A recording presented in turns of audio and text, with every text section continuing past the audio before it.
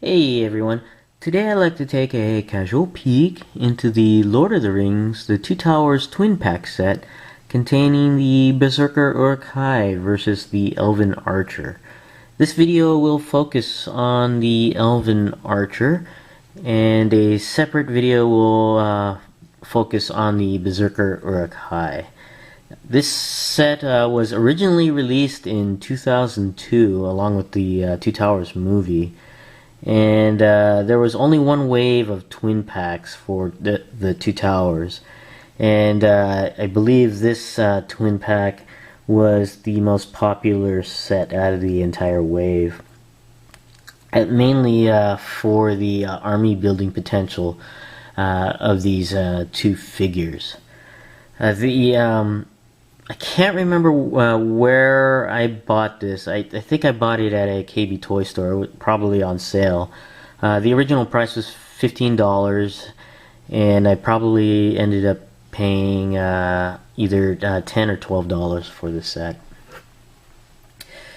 The interesting thing to note on the Elven Archer here is that it was not released as a single carded figure.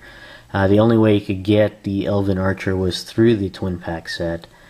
So if you wanted army build Elven Archers, you were going to get as many Berserker Uruk-Hais as well, which is not bad actually, because that's both figures are actually pretty cool.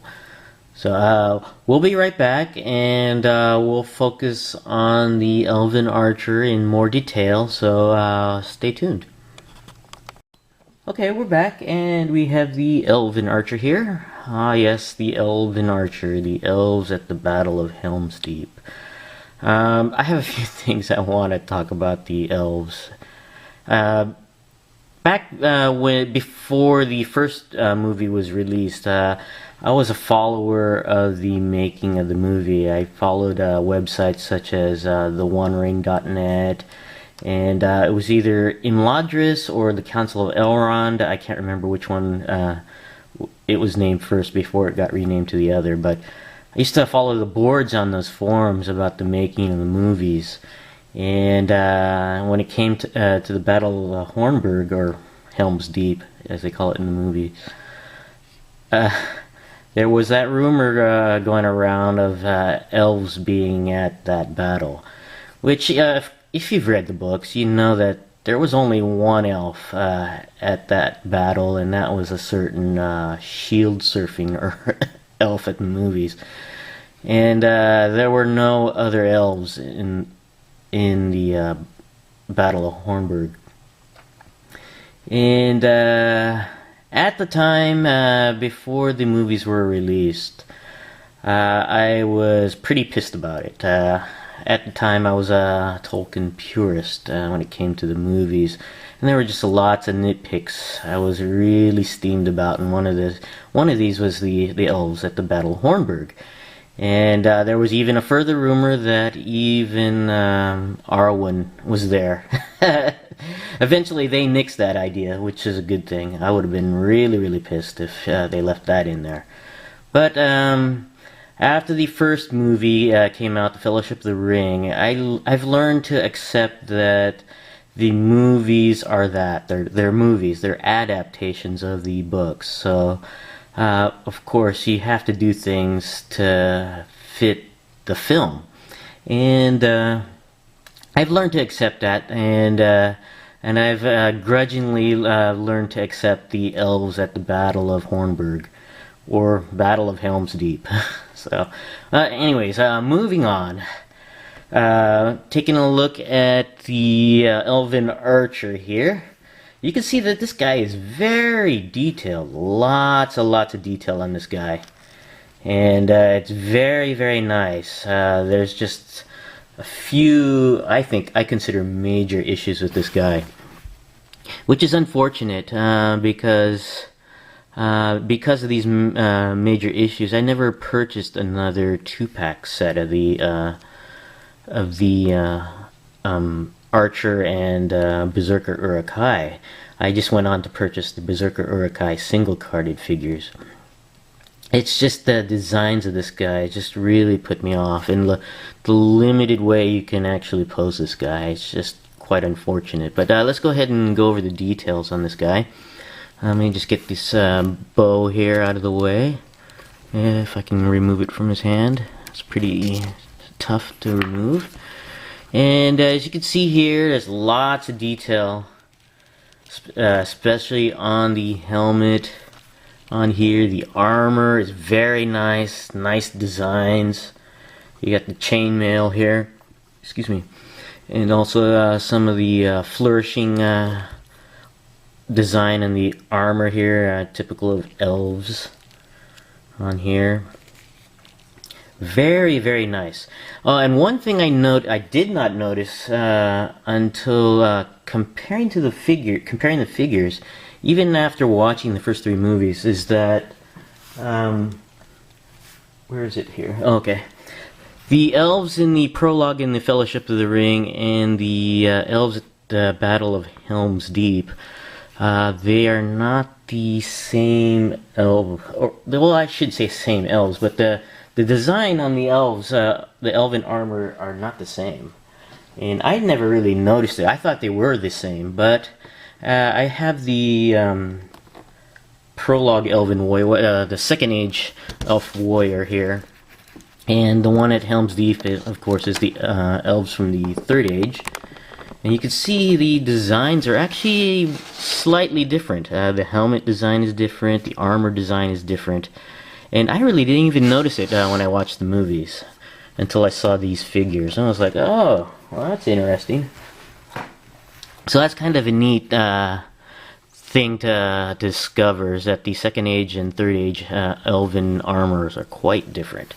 So, taking a look at some of the accessories here. Here's the bow. It's a little round to me. I think the bowstring's a little too short or a little too tight. I think if this bow was a little stretched out a bit, I think it'd look nicer. Looks kind of different for this kind of bow. And the tension's pretty strong. You can actually launch the arrow on here. And here's one of the arrows. It's got a soft rubber tip here. Pretty neat. No feathering on here. I guess they don't believe in killing birds to allow to put that on there. So basically there's a hole on there. You just stick it in here, stick the arrow through there, and there's a notch at the end of the arrow there. And you just put it on the string, and through the gimmick you could actually launch the arrow, and I'll just launch it manually. And you can see it launches fairly well. But you can see the arrows here. He's got a total of 4 arrows in his quiver here, which is kind of neat. And he also has a sword here. And the sword remains the same between the Second and Third Age elves. You can see the blade here. The hilt is almost as long as the blade itself. It's kind of neat. It's got that nice, neat design on there. I like the slight curvature of the elvish design on the swords. And I always like them pulling them out in the Fellowship of the Ring and also in the Two Towers. I thought it was pretty cool when they did that on there. And you can see the scabbard there. Nice design on the scabbard.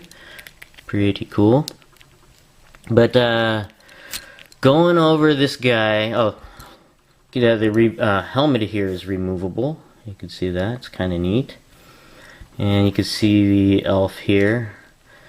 But going on to the things I really don't like, is the action gimmick on this guy is fairly weak on here. He's got a button, and basically it fires the bow. You can see his hand pulls back, and he'll release the arrow. But it doesn't work very well. Most of the time the bowstring slips off the fingers and doesn't launch it as strong as if you did it yourself. So, but that's one thing I really don't like. Another thing is, because of the action gimmick, if you look at his arms, his elbows are very low and they stretch out, and it makes them look a little goofy. And also because of the action gimmick, you can't really pose this guy too much on here, especially this arm here. And you can actually see the mechanism through the gap. Kind of disappointed with that on there. And also the articulation, and we'll go over the articulation right here. The head does go all the way around, and his head and neck are joined, so you can actually pose it fairly well on there. The arms do go all the way around. You have to work it around his equipment here. This arm swivels out and in. The elbows bend, and the hands do not articulate because the action gimmick again. So it's in fixed position on there. His torso does rotate a little bit, but not all the way around, mainly because of all the equipment he has here. And here's my major gripe with the articulation on the legs here. If you can look on there, he's got a basic T-crotch articulation that does have a hinge that moves out and in. But because of his the length of his skirt here, it prevents a lot of the movement on the leg. And you can't rotate, there's no thigh rotation on here, so the posing is kind of limited. The knees do bend at one joint at the knee, and the rotation of the boot over here at the calf. And he does have a hinged joint at the foot, goes up and down, and does have ankle pivot.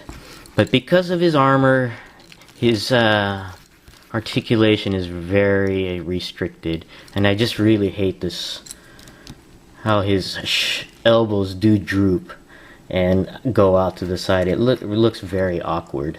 It looks like the arms should have been pushed in a lot into the figure, but it's because of this action gimmick that makes it kind of suck. Oh, and I forgot to mention, the cape here does, or cloak does come off, but you really have to work it through the action gimmick of the little button here. But if you wanted to, it does become removable. Kind of a disappointing figure. I'm glad I didn't get more than one, but it's a nice nod to the elves at Helm's Deep, who shouldn't have been there. But anyways, this is my casual peek into the Elven Archer from the Lord of the Rings Two Towers Twin Pack. Thanks for watching, and I'll see you guys next time.